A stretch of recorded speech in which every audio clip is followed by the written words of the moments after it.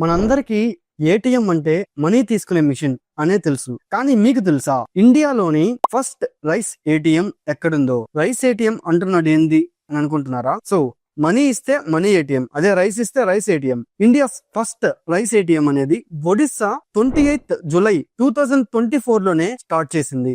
So ఇది భువనేశ్వర్ లో India's first 24/7 rice ATM గా స్టార్ట్ చేశారు. సో దీన్ని ఫుడ్ సప్లైస్ మినిస్టర్ అయిన కృష్ణచంద్ర పట్రా ఇనాగ్రేట్ చేశారు. World food programme WFP India అనే పేరుతో దీన్ని స్టార్ట్ చేశారు. ఇది ఎలా వర్క్ అవుతుందంటే, మీ యొక్క రేషన్ కార్డ్ నంబరు ఇంకా మీ బయోమెట్రిక్ స్కాన్ అంటే ఫింగర్ ప్రింట్, ఐరిస్ అంటే ఐస్, సో దాని ద్వారా ఇది స్కాన్ అయ్యి అండ్ మీకు 25 kg రైస్ అనేది కూడా విత్ ఇన్ 5 minutes లోనే మీకు అది ఇచ్చేస్తుంది. సో దీని బెనిఫిట్స్ ఏంటంటే 24/7 యాక్సెస్ ఉంటుంది. ఇంకా క్యూస్ లో వెయిట్ చేసి ఇలాంటి వెయిటింగ్ టైం అనేది మనకి అక్కర్లేదు.